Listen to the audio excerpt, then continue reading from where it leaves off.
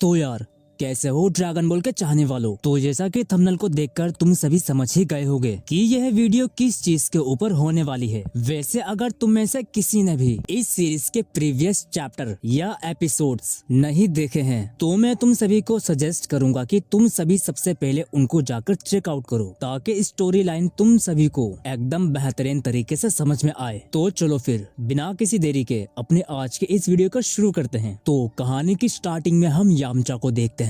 Yamcha और TN आसमान के एकदम बीचों बीच एक दूसरे के सामने खड़े होते हैं। यामचा और टीएन एक दूसरे को बहुत ज्यादा सीरियस होकर देख रहे होते हैं। इन दोनों के अंदर से इन्फिनिटी लेवल का ऑरा निकल रहा होता है जिस वजह से पूरी अर्थ का एटमॉस्फेयर और वेदर भी चेंज हो जाता है। इन दोनों के ऑरा की रेडिएशन पूरे यूनिवर्स में फैल जाती है जिस वजह से गोकू, वेजिटा और बीरस भी इनकी पावर लेवल को सेंस कर लेते हैं। तभी गोकू कहता है, हे वेजिटा, क्या तुमने कुछ नोटिस किया? तभी गोकू के जवाब में वेजिटा कहता है, हाँ कैकरोट, मैंने भी महसूस किया। तभी वेजिटा बोलता है, यह पावर लेवल वहाँ से आ रहा है और अर्थ की लोकेशन भी वही है। तभी गोकू बोलता है, हाँ तुमने सही कहा वेजिटा। तभी गोकू और वेजिटा के बीच में लॉर्ड बीरस आकर बोलते हैं, यह जो मैंने अभी अभी महसूस किया यह कोई मामूली शख्स नहीं लगते हैं। इनके अंदर से मुझे एक छुपी हुई शक्ति का एहसास हो रहा है। तभी गोकू गोहान से टेलीपैथी के जरिए बात करने की कोशिश करता है लेकिन वह इसमें नाकामयाब होता है क्योंकि यामचा और टीएन का ऑरा ही इतना इंटेंस होता है कि वह गोकू के सिग्नल को अर्थ तक पहुंचने ही नहीं दे रहा होता है। जिसके बाद गोकू थोड़ा सीरियस होता है और वह सीरियस होकर बोलता है, मुझे लगता है वेजिटा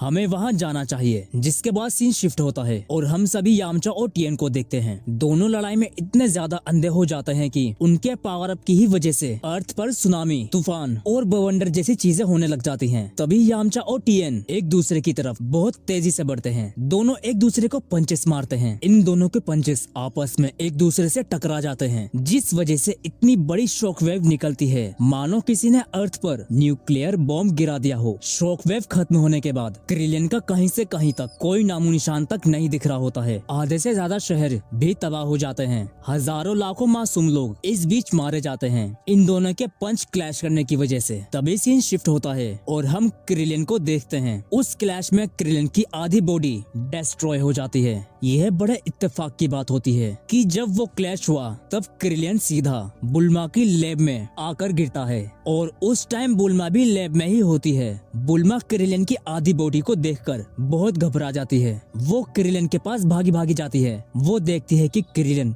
जिंदा है भी या नहीं, लेकिन इस टाइम तक क्रिलियन कब का सबको छोड़कर चला गया होता है, यानी कि क्रिलियन मर चुका है। क्रिलियन के एक तरफ के सारे ऑर्गन्स डिस्ट्रॉय हो गए होते हैं। बुल्मा को समझ नहीं आ रहा होता है कि वह इस टाइम तक क्या करे। वह क्रिलियन की बॉडी को उठाकर उससे हाइपर लूपिंग चैम्बर में डाल देती है ताकि उसकी बॉडी दोबारा से रीजनरेट हो सके। बुल्मा को नहीं पता होता है कि बाहर क्या चल रहा है क्योंकि बुल्मा की जो लैब है वो अर्थ के अंदर है, यानी कि अर्थ के नीचे, और जो कुछ भी हो रहा है वो अर्थ के ऊपर हो रहा है। तो जब यामचा और टीएन का क्लैश हुआ उसमें से इतना खतरनाक शॉकवेव निकला कि टीएन सीधा जमीन के अंदर चला गया। बुल्मा को कुछ समझ ही नहीं आ रहा होता है कि ये क्या हो रहा है। तभी बुल्मा बाहर जाकर देखती है। जैसे ही बुल्मा बाहर जाके देखती है उसकी आंखें पूरी फटी की फटी रह जाती हैं। वह हर जगह तबाही का मंजर देख रही होती है। उसे समझ नहीं आ रहा होता है कि बाहर हुआ क्या है। तभी बुल्मा ट्रंक्स को कॉल करती है। इतनी तबाही की वजह से सारे नेटवर्क टावर्स डिस्ट्रॉय हो जाते हैं जिस वजह से बुल्मा की कॉल्स ट्रंक्स तक नहीं पहुंच रही होती है। तभी सीन शिफ्ट होता है और हम गोहान और पिक्लो को देखते हैं। गोहान और पिक्लो दोनों ही यामचा और टीएन के सामने खड़े होते हैं। यामचा और टीएन के ट्रांसफॉर्मेशन की वजह से गोहान और पिक्लो यामचा और टीएन को नहीं पहचान पा रहे होते हैं। तभी गोहान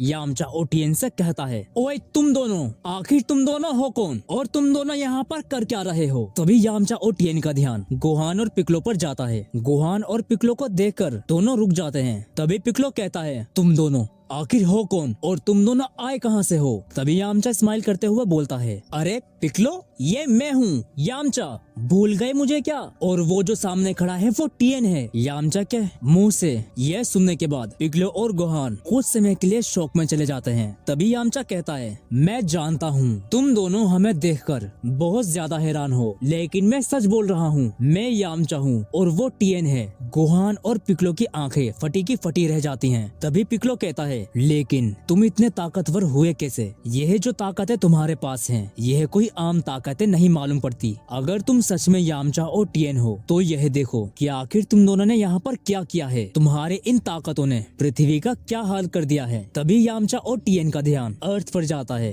हजारों लाखों मासूम लोग इस लड़ाई में मारे गए होते हैं। यामचा और टीएन ये देखकर हैरान होते हैं कि जिस अर्थ को प्रोटेक्ट करने के लिए वह दोनों इतने ताकतवर बने, उसी अर्थ को उन दोनों ने ही तबाह कर दिया। तभी उसी टाइम वहाँ पर विश, बीरस और गोकू वेजिटा भी आ जाते हैं। और इसी के साथ आज का हमारा ये चैप्टर यहीं पर खत्म होता है। तुम सभी मुझे कमेंट बॉक्स में जरूर बताना कि तुमको इसकी स्टोरी लाइन कैसी लगी, और मुझे जरूर बताना क्या तुमको इसका अगला चैप्टर चाहिए या नहीं, क्योंकि हमको नहीं पता कि अब आगे क्या होने वाला है। क्या क्रिलियन अपनी स्ट्रॉन्गेस्ट होने की जर्नी को पूरा कर पाएगा या नहीं, ये सब तुम तभी देख पाओगे जब मुझे नीचे कमेंट बॉक्स में बताओगे कि तुम सभी को स्टोरी लाइन अच्छी लगी है या नहीं लगी है। तो चलो फिर मिलते हैं नेक्स्ट वीडियो में, तब तक के लिए सायुनारा।